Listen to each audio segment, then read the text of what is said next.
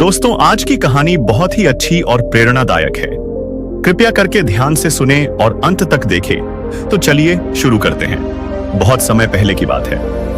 आर्यावर्त में एक अत्यंत प्रतापी, धर्मनिष्ठ और सत्यवादी राजा राज्य करता था, राजा हरिश्चंद्र। वे सूर्यवंश के एक गौरवशाली राजा थे। उनका राज्य अयोध्या के समीप स्थित था और उसमें प्रजा सुख, शांति और समृद्धि से जीवन यापन करती थी। राजा हरिश्चंद्र न्यायप्रिय, परोपकारी और अत्यंत उदार थे। वे धर्म को जीवन का मूल मानते थे और किसी भी परिस्थिति में सत्य से समझौता नहीं करते थे। उनकी पत्नी का नाम रानी तारामती था और उनके एक पुत्र थे, रोहिताश्व। यह परिवार प्रेम, सादगी और सत्य की मूर्ति था। एक रात राजा हरिश्चंद्र को स्वप्न में ऋषि विश्वामित्र के दर्शन हुए। उन्होंने राजा को आदेश दिया, हे राजन, तुमने अनेक यज्ञ और धर्मकर्म किए हैं, पर अभी तक तुमने मुझे दान नहीं दिया। मैं तुम्हारी परीक्षा लेना चाहता हूं। राजा हरिश्चंद्र ने नींद से जागते ही यह स्वप्न को सत्य मानकर ऋषि विश्वामित्र को अपना संपूर्ण राज्य, धन, आभूषण और सब कुछ दान कर दिया। ऋषि विश्वामित्र, जो तपस्वी होते हुए भी क्रोधी स्वभाव के थे, राजा की परीक्षा लेना चाहते थे। उन्होंने राजा से कहा, राजन, तुमने मुझे राज्य दान कर दिया, पर वचन अनुसार दान की दक्षिणा नहीं दी। राजा बोले, मैं अपने वचन से कभी पीछे नहीं हटता। दक्षिणा हेतु जो भी करना पड़ेगा करूंगा। ऋषि बोले, तो फिर जाओ और दक्षिणा की व्यवस्था करके आओ। राजा, रानी और बालक रोहिताश्व तीनों ने जंगल की राह पकड़ ली। वे अब किसी और के राज्य में आम नागरिक बनकर जीने को विवश थे। उन्होंने बनारस, काशी नगर में शरण ली और वहीं जीविका के लिए सेवा करना प्रारंभ किया। राजा हरिश्चंद्र को एक श्मशान घाट में काम मिला, मृत शरीरों को जलाने का कार्य।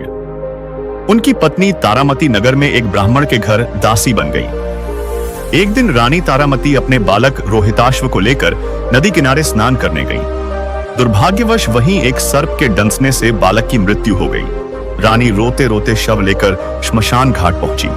वहां राजा हरिश्चंद्र बैठे थे। अब वह श्मशान के रक्षक थे, परंतु वह अपनी पत्नी और पुत्र को पहचान नहीं पाए। विधि का विधान देखिए।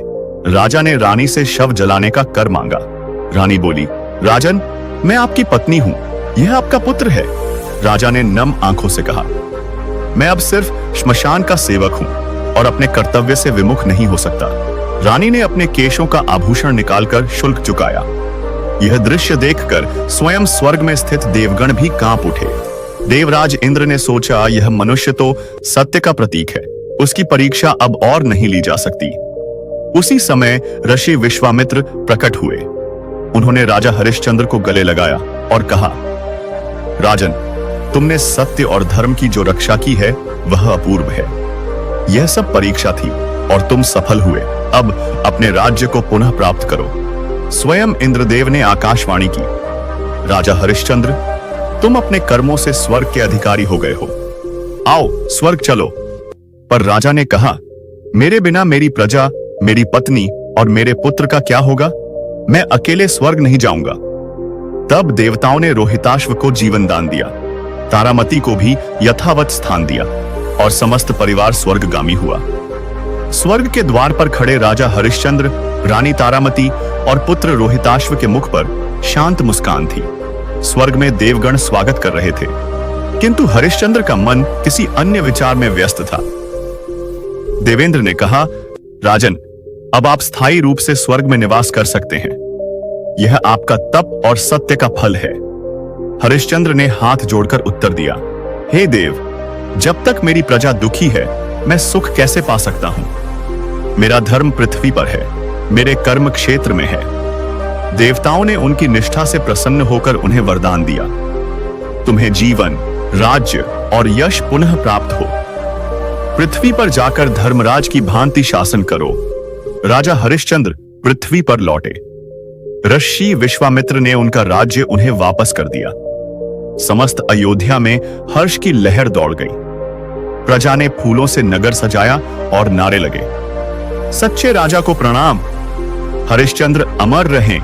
राजा ने सिंहासन पर बैठने से पहले धरती को स्पर्श कर प्रणाम किया और कहा, मैं अब अपने हर निर्णय में केवल धर्म, करुणा और सत्य को स्थान दूंगा।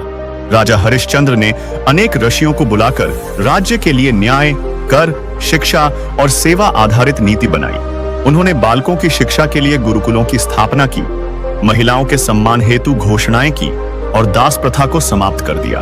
विशेष न्याय दंड व्यवस्था बनाई गई, जिसमें सत्य भाषण करने वालों को सदा संरक्षण और झूठ बोलने वालों को सजा दी जाती।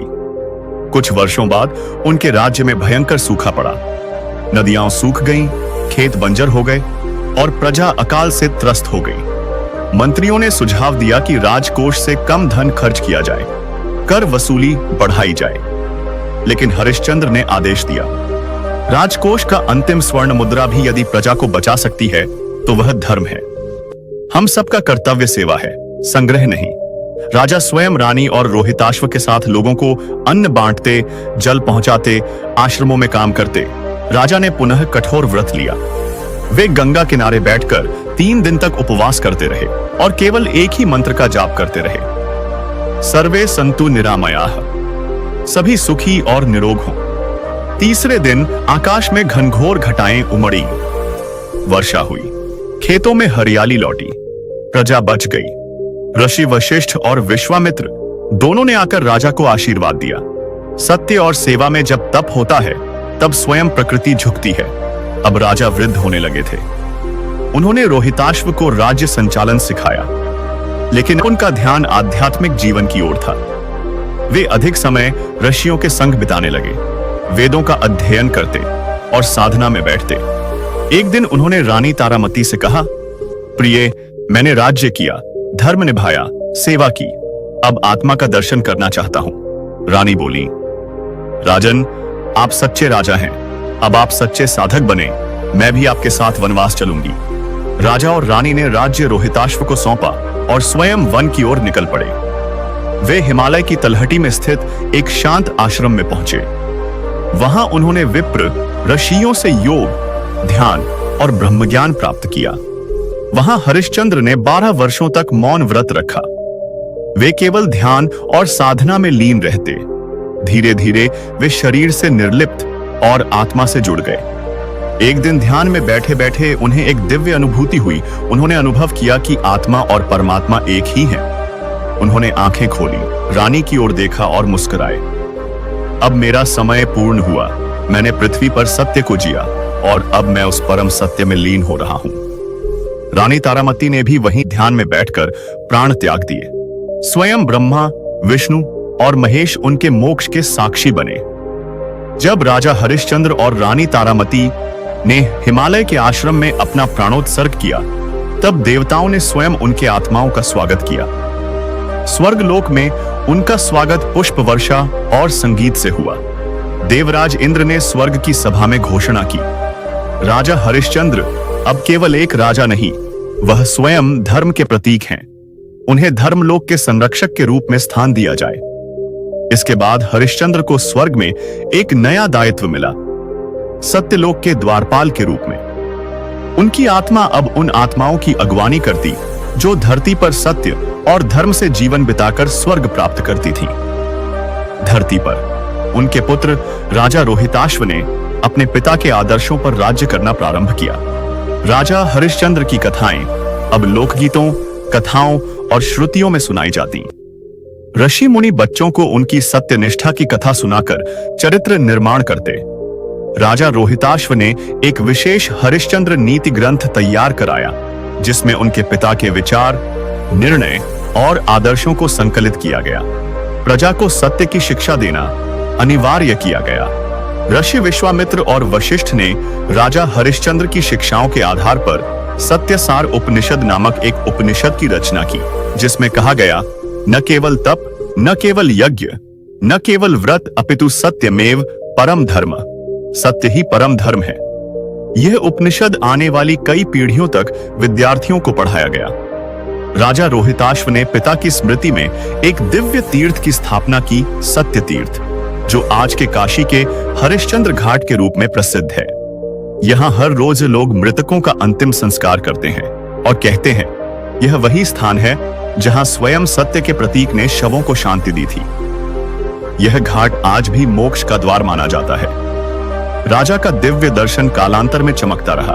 समय बीतता गया, युग बदले, राजाओं की पीढ़ियां बदली, लेकिन हरिश्चंद्र का नाम अमर बना रहा।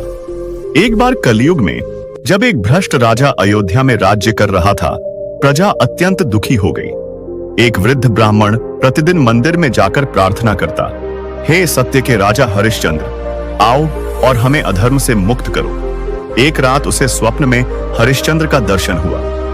उन्होंने कहा, मैं किसी युग में शरीर धारण नहीं करता, लेकिन तुम्हारे भीतर से प्रेरणा दूंगा। अब तुम न्याय का बीज बो। अगले दिन ब्राह्मण ने राजा के अन्याय का विरोध किया और धीरे धीरे एक आंदोलन खड़ा हुआ। सत्य की लहर फैली। राजा को सिंहासन छोड़ना पड़ा और प्रजा ने एक धर्म प्रिय नेता को राजा बनाया। लोग मानने लगे यह सब हरिश्चंद्र की प्रेरणा से हुआ। राजा हरिश्चंद्र की कथा केवल किताबों में नहीं रही, वह जन जन की वाणी बन गई। ग्रामीण अंचलों में आज भी हरिश्चंद्र कथा सुनाने की परंपरा है। नाटक, नौटंकी, कीर्तन, लोकगीतों और भजन मंडलियों में हरिश्चंद्र की कथा से लोग प्रेरित होते हैं। महाराष्ट्र में सत्यनारायण कथा के साथ साथ हरिश्चंद्र कथा भी कही जाती है। कलयुग के अंतिम चरण में जब विश्व फिर से धन, हिंसा और असत्य से भर गया, कुछ सचेत लोगों ने फिर से हरिश्चंद्र की कथा को जीवित किया। भारत में बनी पहली फीचर फिल्म का नाम था राजा हरिश्चंद्र, 1913, दादा साहेब फाल्के द्वारा निर्मित। यह इस बात का संकेत था कि भारत का सिनेमा भी सत्य की प्रेरणा से शुरू हुआ। इसके बाद कई पुस्तकों, फिल्मों, टीवी सीरियल्स और यूट्यूब चैनलों में इस कथा को दर्शाया गया। राजा हरिश्चंद्र की कथा केवल एक व्यक्ति की नहीं, बल्कि यह हर आत्मा की यात्रा का प्रतीक है। हर युग में कोई न कोई हरिश्चंद्र बनकर सामने आता है, चाहे वह कोई पत्रकार हो, सत्यवादी नेता हो, शिक्षक हो या घर का मुखिया जो बिना डरे, बिना झुके सत्य का साथ देता है। उनकी जीवन गाथा कहती है, सत्य बोलो, भले ही अकेले रहो, धर्म का पालन करो, चाहे सारी दुनिया विरोध करे।